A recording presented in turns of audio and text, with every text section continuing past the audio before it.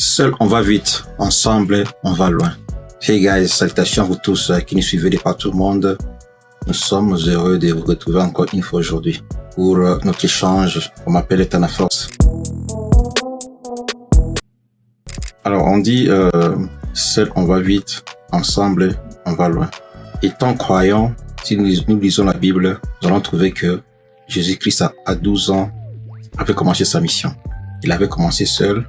Il avait commencé les enseignements dans les temples. Et après, il a fait appel à ses disciples pour l'aider dans cette noble mission. Donc seul, aussitôt qu'on a conçu une idée, on peut la mettre en pratique sans problème. Et ça va vite. Si on décide de rester seul, c'est un choix. Si on décide d'avoir d'autres collaborateurs pour continuer la mission ou pour agrandir l'entreprise, c'est son choix aussi. Mais nous avons remarqué que les gens qui commençaient seuls, c'était bien, c'était une bonne idée, mais pour avoir beaucoup d'avantages ou pour avoir beaucoup de profits qui étaient utiles, c'était nécessaire d'utiliser d'autres personnes, d'autres cerveaux, d'autres forces. C'est pourquoi nous suggérons que quand vous commencez une entreprise, quand vous avez une idée, c'est mieux de la mettre en pratique. Mais après un certain moment, quand vous avez mûri votre idée, c'est important de faire ce qu'on appelle les choix de cerveau collectif.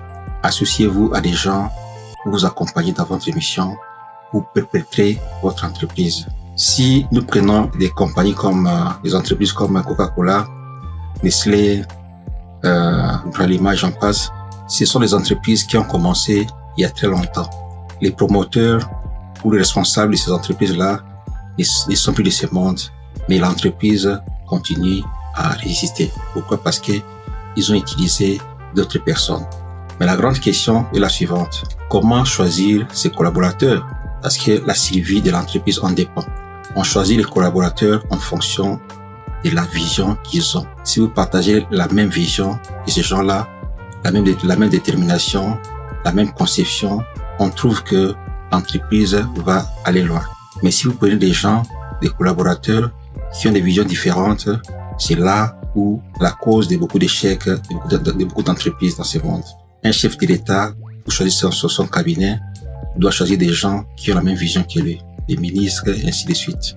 Donc, si vous voulez commencer une entreprise, vous avez une idée, c'est bien de la mûrir, de commencer l'activité. Mais avec le temps, on estime que c'est nécessaire de l'agrandir pour aller loin et utiliser d'autres cerveaux. Seul, on va vite. Ensemble, on va loin. C'était le message pour aujourd'hui. On se retrouve prochainement. Bye bye.